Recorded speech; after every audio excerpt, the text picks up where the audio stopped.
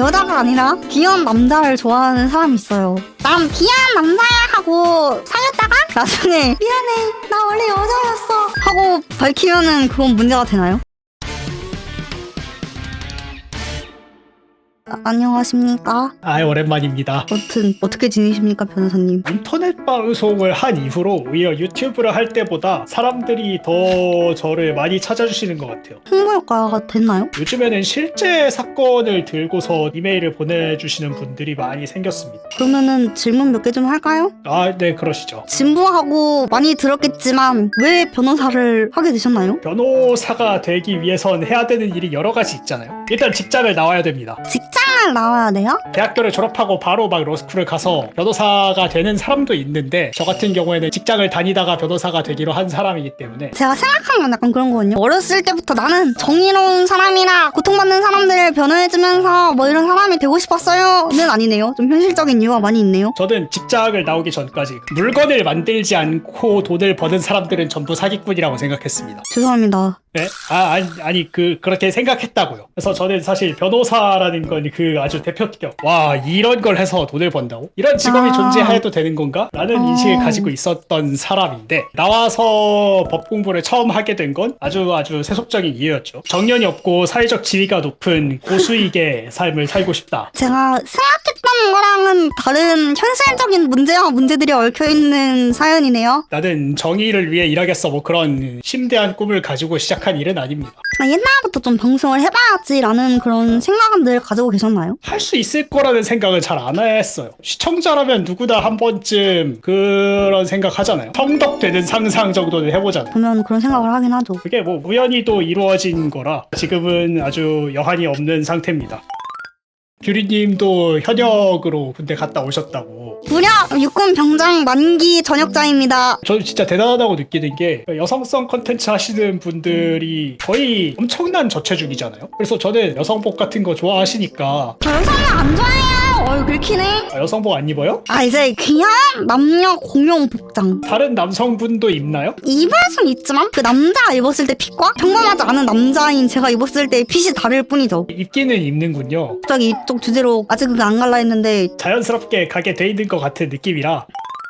혹시 네? 지금까지 변호하면서 어이없었던 변호 막 이런 게 있나요? 법원 15로 일할 때가 있었기 때문에 그럴 때 약간 별의별 소송들을 많이 겪게 되죠. 피고인이 히키코모리인데 어느 날 갑자기 밖에 나가서 사람을 찔러봐야겠다는 생각이 들었다고 하더라고요.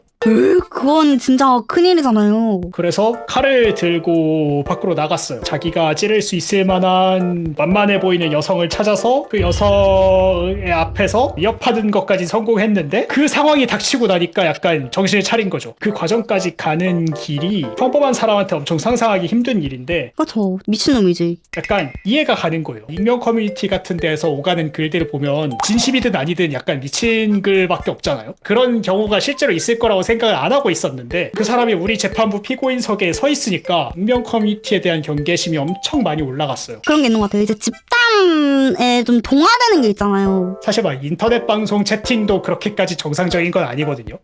저희 시청자한테 사과하세요! 여러분들 그런 성희롱성 채팅은 밖에서 꺼내면 아주 큰일 나는 발언들입니다. 저희 시청자들 성희롱하지 않아요! 성희롱 하지 않습니까? 했나?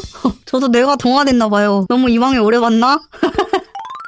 그럼 이제 저희 슬슬 본론으로 좀 들어가 볼까요? 지금까지 한 얘기가 본론과 뭐 얼마나 크게 다를지는 잘 모르겠는데요. 달라요. 지금까지는 저 나름 아이스 브레이킹이라고 준비한 대화라니까요. 네, 그럼 본론으로 들어가시죠. 현실에서 그랬다거나 뭐 그래서 하는 질문은 아니고 다 이제 가정하고 하는 질문임을 좀 먼저 말씀드리고 시작하겠습니다. 커플 입장식 30% 할인 이런 이벤트가 있는 거예요. 근데 이제 여자처럼 보이는 남자가 우리 정도는 들어가면 커플로 보일 텐데 그냥 할인 받아서 먹을까? 하고 가서 할인은 받으면 그건 죄인가요? 커플 할인을 해준다는 계약이 오로지 이성 커플만을 지칭하는 것이냐에 대해서 조금 얘기해 볼 필요가 있는 것 같은데 동성 커플이 없는 건 아니잖아요. 그렇긴 하다. 네. 법원에서도 실제로 이제 동성 커플들이 이런저러한 사회 제도에 대해서 청구를 하는 경우가 좀 있어요. 제가 원했던 거는 게이가 아니라 여자인 네. 모습으로 들어가서 커플이라고 말했을 때 커플이라고 말했는데 해봤는데 안 들켰다 라는 상황이 좋은 거라고요. 아, 그 물론 취향은 이해합니다. 위험한 취향은 이해하는데 네? 사실 그렇게 네. 중요한 건 아니라는 거죠. 내 마음은 좀 조마조마해졌다? 이게 법적으로 문제가 안 될 수도 있다, 남자라고 해도. 최악의 경우에 들켰다라고 했을 때 예쁜 사랑하세요 정도로 끝날 가능성이 있는 거죠. 변호사님이 말한 겁니다. 좋게 참고하도록 하겠습니다. 또 시도하시려고요? 지금 한간에 들리는 얘기로는 호스트바를 들어갔다 나올 때까지 남자인 걸 들키지 않으셨다라든가. 대담이죠? 사실이 아니죠? 나중에 로펌 놀러 갈게요. 한번 그때 확인하세요. 아무튼 다음 질문 넘어가겠습니다. 이제 어떤 사람이 취향이 여자가 아니라 귀여운 남자를 좋아하는 사람이 있어요. 난 귀여운 남자야 하고 사귀었다가 나중에 미안해 나 원래 여자였어 하고 밝히면은 그건 문제가 되나요? 제가 짤 하나 보여드릴게요. 아, 얼마 전에 본 짤인데 잠시만요. 만약에 얘기가 많이 돼서 결혼하자는 얘기까지 나왔다라고 하면 살짝 문제가 될 수 있습니다. 결혼을 한다고 했을 때 폐물 있잖아요. 그런 것들의 성질이 약혼을 해제하게 되면 실제로는 돌려줘야 되는 종류의 증여라고 판례가 파악을 하고 있거든요. 연애 관계에서는 그러면은 그 정도까지는 아닐까요? 연애 관계에서는 성립하기가 사실 힘든 부분이 있죠. 성별에 속인 것들이 어떤 불법 행위냐라고 보는 것도 조금 애매한 부분이 있고, 그로 인해서 막 정신적 충격이 생기더라도 거기에 대해서 어떤 손해배상 채무가 발생한다던가 그런 부분을 상정하는 게 좀 어려운 부분이긴 합니다. 그냥 불행한 일로 끝나는 정도에 그칠 가능성이 높다라고 보일 것 같습니다. 저는 진짜 남자 맞으니까 걱정 안 해도 됩니다. 근데 변호사님이 준비한 질문을 몇 개 들어보도록 하겠습니다. 그게 제일 궁금했어요. 여성적으로 자신을 꾸미는 취향이 선천적인 건가요? 아니면 언젠가 눈을 뜬 계기가 있나요? 제가 이거에 대해 답변을 드리기 전에 저 스스로를 그렇게까지 여성적으로 꾸민다고 생각하지 않았어요.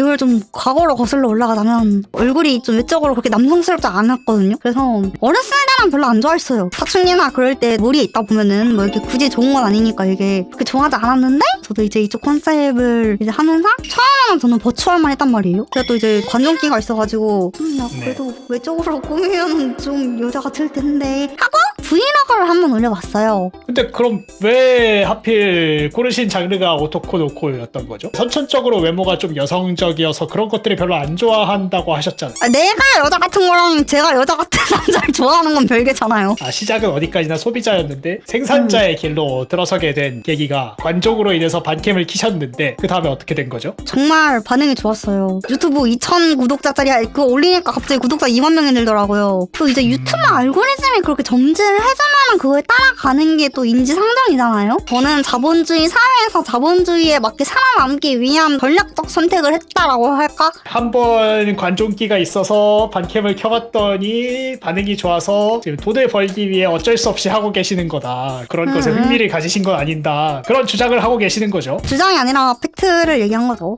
네. 네. 잘 알겠습니다. 제일 궁금했던 부분이면서도 제일 질문 드리기가 곤란하다고 생각하는 부분도 있습니다.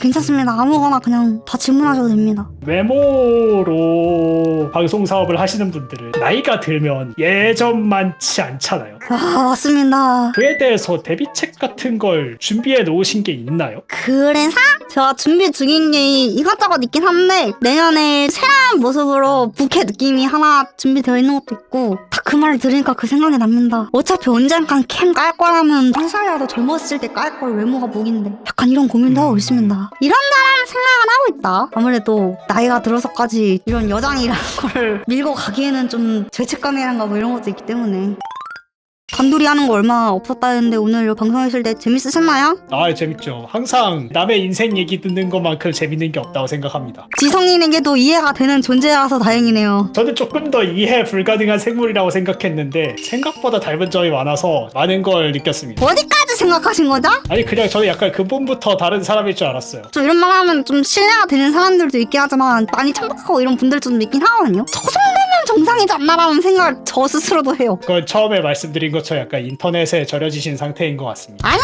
저 정도면 괜찮다니까요.